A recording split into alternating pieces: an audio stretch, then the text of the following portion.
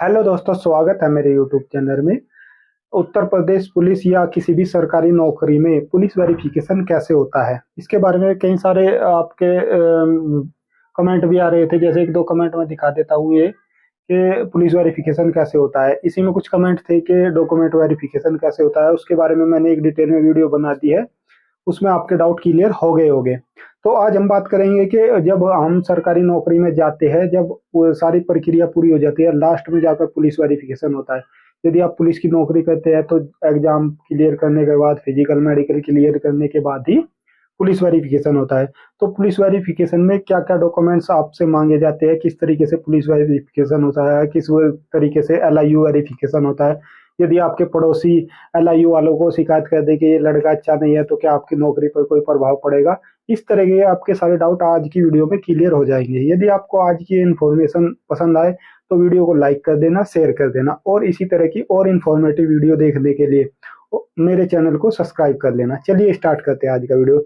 जब आप पूरा प्रोसेस कर लेते हैं और आपका जो पुलिस वेरिफिकेशन का नंबर आ जाता है, यानी कि पुलिस जब आपका मेडिकल होता है, यदि आप पुलिस या मिलिट्री या आर्मी की नौकरी कर रहे हैं और जब आपका मेडिकल होता है लास्ट में, तो आपसे वहां पर एक फॉर्म भरवा लिया जाता है कि आपके नाम पर कोई मुकदमा तो नहीं है, कोई आपके आपराधिक घटना तो नहीं की हुई है, कोई थाने में मुकदमा दर्ज तो नहीं है।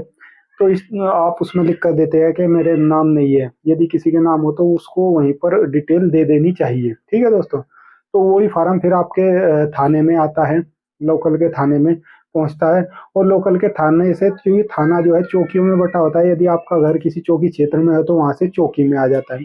और जो चौकी इंचार्ज होते हैं, या तो वे खुद आपके घर पर आकर, या फिर जो आपके उनके अंडर में जो कांस्टेबल, हेड कांस्टेबल होते हैं, उनके थ्रू वो आपके घर पर भेजेंगे। आपका पता देखेंगे कि पता सही है नहीं है, इस जगह पर आप रह रहे हो या नहीं रह रहे हो।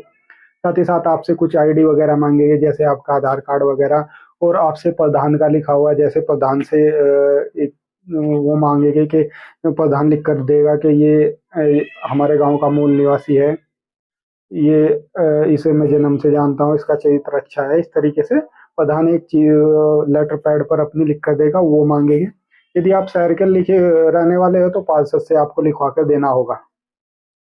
बस ये छोटी सी प्रक्रिया है। या तो इस तरीके से पुलिस आपके घर आकर वेरिफिकेशन कर ले, या फिर कई बार ऐसा होता है कि आपको फोन कर करके थाने पर ही बुला लिया जाता है और आपको बता दिया जाता है कि ये डॉक्यूमेंट्स आपको लेकर आने हैं।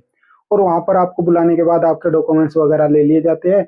और थाने में जो क्रिमिनल रिकॉर्ड होता है, उसमें आपका रिकॉर्ड चेक कर लिया जाता है कि कोई आपके नाम से कोई मुकदमा तो नहीं है, पहले से कोई ऐसी आपराधिक घटना आपने तो नहीं की है। यदि आपने नहीं की है तो आपको कोई दिक्कत नहीं होगी, आसानी से आपका पुलिस वेरिफिकेशन हो जाएगा। साथ ही साथ एक एलआईयू वेरिफिकेशन होता है, लोकल इंटेलिजेंट यूनिट। जो पुलिस की एक शाखा होती है हर थाना क्षेत्र में।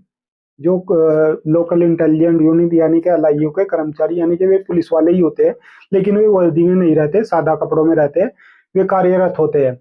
उनके थ्रू भी आपका वेरिफिकेशन कराया जाता है। वे खुफिया तरीके से वेरिफिकेशन करते हैं, आपके एरिया में, आपके गांव में, आपके मोहल्ले में आकर वे पता करेंगे कि आप इसी जगह पर रह रहे हैं या नहीं रह रहे हैं, आप किसी आपराधिक या किसी देश विरोधी किसी संगठन से तो नहीं जुड़े हुए हैं, कोई ऐसा जो प्रतिबंधित संगठन है उसके आप सदस्य तो नहीं है। इस तरीके की वे जानकारी आपकी पता करेंगे क्षेत्र में आकर, आपके मोहल्ले पड़ोस वालों से, आपके मिलने वालों से, आपके गांव वालों से। ठीक है।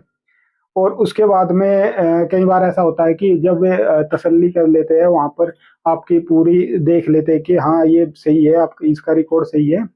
उसके बाद में वे भी आपको अपने एलआईयू ऑफिस भी बुला लेते हैं, या फिर आपके घर पर भी आपसे कुछ डॉक्यूमेंट्स वगैरह, आपके आईडी वगैरह ले लेते हैं और आपका वेरिफिकेशन हो जाता है। बस ये छोटी सी प्रक्रिया है। यदि आपके नाम पर कोई मुकदमा नहीं है तो आपको बिल्कुल घबराने की जरूरत नहीं है। आपका वेरिफिकेशन बहुत आसानी से हो जाएगा, आपको पता भी नहीं लगेगा। ठीक है दोस्तों। और साथ ही साथ आपको बता दूं कि कुछ लोगों के, जैसे कोई आपस में कोई भी झगड़ा हो जाता है मोहल्ले पड़ोस में, और पुलिस आ जाती है, और उसके बाद में आपका फैसला वहीं पर हो जाता है, या थाना स्तर पर ही आपका फैसला हो जाता है, दोनों लिख कर दे देते हैं हम कोई कानूनी कार्रवाई नहीं चाहते। इस तरीके की कोई घटना आपकी पहले हुई हुई है तो उसके लिए भी आपको कोई घबराने की जरूरत नहीं है, उससे कोई फर्क नहीं पड़ेगा। साथ ही साथ यदि कोई 107-16 की कार्रवाई आप पर हुई है, 151 की कार्रवाई आप पर हुई है, तो ये अपराध होने से पहले ही कार्रवाई होती है। 107-16 और 151, इससे भी आपकी वेरिफिकेशन पर कोई प्रभाव नहीं पड़ेगा। यानी कि यदि आपका मामला कोर्ट में नहीं गया है, आपका थाना स्तर पर भी आपका फैसला हो गया है, या 107-16 या 151 की कार्रवाई हुई है, तो इससे आपके पुलिस वेरिफिकेशन पर कोई प्रभाव नहीं पड़ेगा। आप आसानी से आपका पुलिस वेरिफिकेशन हो जाएगा, आप भर्ती हो जाएंगे।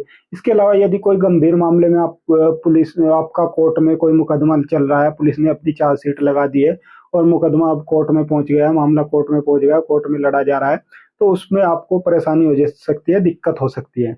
उसकी वजह से आपकी नौकरी आपको मिलने से रोका देने से रोका जा सकता है। ठीक है दोस्तों, वो अलग अलग विभाग का अलग अलग हिसाब होता है कि कोई गंभीर मामला नहीं है, हो सकता है आपसे आपको नौकरी दे दे, या किसी मामले में आप बाइज्जत बरी हो गए हैं कोर्ट्स में जाने के बाद में, तो भी आपको कोई समस्या नहीं आएगी।